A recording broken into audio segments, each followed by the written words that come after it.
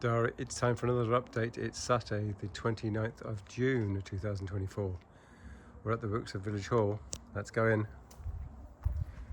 So many things have happened. I don't think I'll remember all of them. Let's first of all unlock the door with my fingerprint. Very good. We're in the hall. Some boxes are being discarded. The second microtik router is in. There's been some security configurations on it, and right now we're connecting the Simple D hub here, so we can get to the locks from the internet, so we can see who and when the door is opened and so forth. So each user who has a fingerprint has a name, so anyone coming in that door or the other door will be known and monitored their entry, which is great. So it's got an audit trail. The main hall is looking absolutely wonderful. There's some snagging to be done on some of the electrical connections here. The audio system is up and running quite well. As you can see, we've got the chairs sort of put out as a test to see if the layout's going to work for us. We go down to the audio unit. That has been slightly tamed. I'm still not convinced this thing with lots of sliders is the best thing for me. There's no Bluetooth input, so we have bought a Bluetooth input gadget here. I'm testing a second one, which I've just put away, which I wasn't happy with. It was too complicated. So my brain started to fry a little. We're back to this U-Green device, which is phono out to phono in. I haven't fully read the Alan Heath mixer manual, so I really need to do that, because all of these pots and all of these sliders simply don't have any effect on these phono inputs here. I think they only work on these individual inputs, these XLR inputs, which I don't think we'll ever use. We might use one for a microphone, but that's it. So yeah, for me, the jury's still out on the effectiveness of this device. But suffice to say, we have got Bluetooth input now. We've also got DVD output on these XLR connectors going into this device here. Now, we've also got the HDMI BT connection, so let me explain. This is a commercial Blu-ray player, and the sound is coming out here and is going to go into this mixing desk here. But the video is coming out with HDMI, and that feeds this blue stream device, and that feeds an Ethernet cable, and that goes to patch 20 in this particular case. I won't bore you with further numbers, but basically it goes outbound through Ethernet up to that Epson projector, and it goes into a special input socket called HDMI BT. So that's HDMI input across an Ethernet LAN. So that's all working, which is great. So that's good enough for our forthcoming presentation, which I'm keen is a success. Let's look at the kitchen, Mr. Kitchen. I haven't mentioned the fact, or have I, that the old village hall looked just like that, you see. And we've made a mural feature above the kuka to remind us all of the old village hall. Air conditioning units are in. We still have a logistical issue with that door, because when it opens you can't get to the drawers. We've tested out the dishwasher. We haven't tested out the cooker, to my knowledge.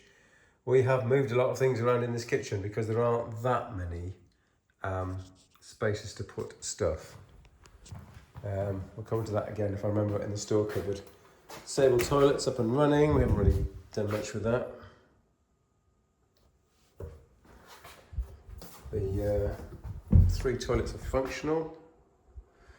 There's been lots of things happening in the IT cupboards, so let's just welcome you to this very noisy video recorder.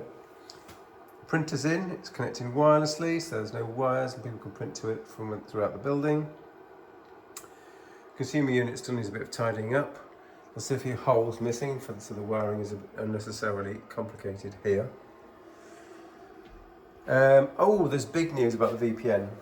So the VPN is installed and up and running.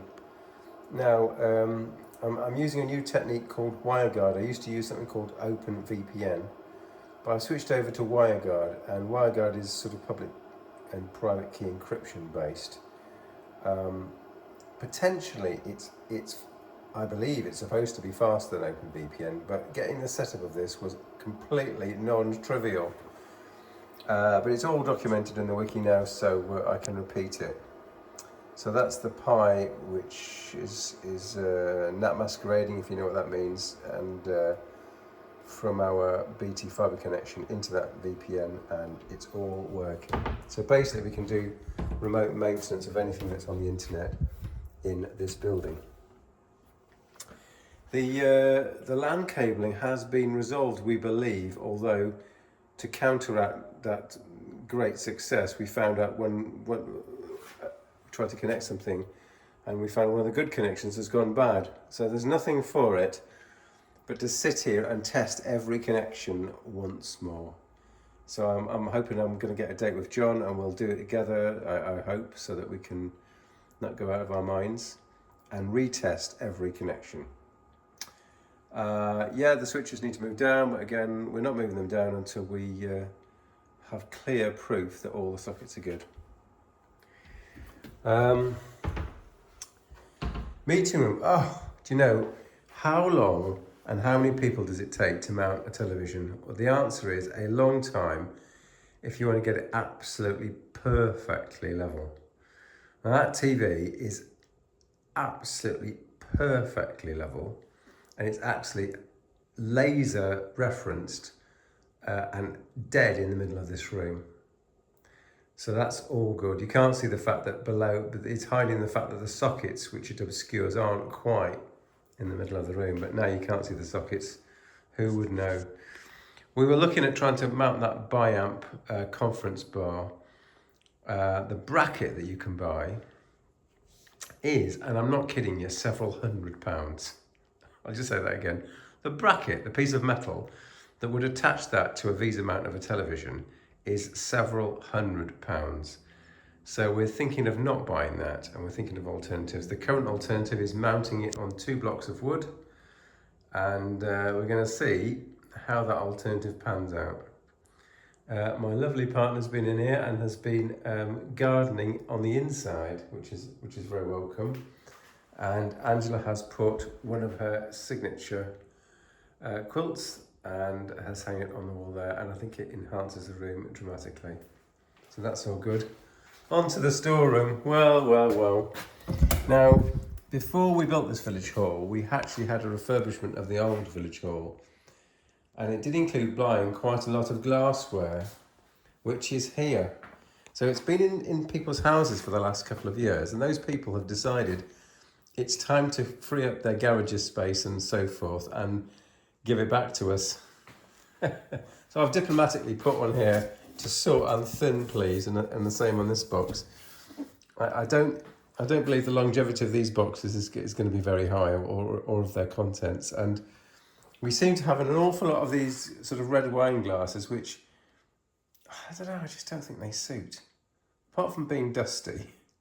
I think we'll take 12 out, put them in the dishwasher and see, and ask people for their views.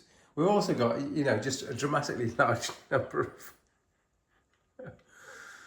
of glassware here, and more cups and things like that. So there needs to be a bit of rationalisation, and I'm saying that because we just don't have the space to store all this stuff. Okay, so yeah, the stuff that these one of these shelves needs to be made clear for dry food substances and so forth, and like I said, we just don't have the space. So we need to sort this out. So it's a lonely Saturday night here. Everyone else has deserted me, but I'm still going strong, and we're going to turn off all the lights. Remember I said earlier, these are kind of digital lights. They're not just simple off-on switches. and I shall be exiting the building as soon as possible. Good night from me and good night from the Wixford Village Hall.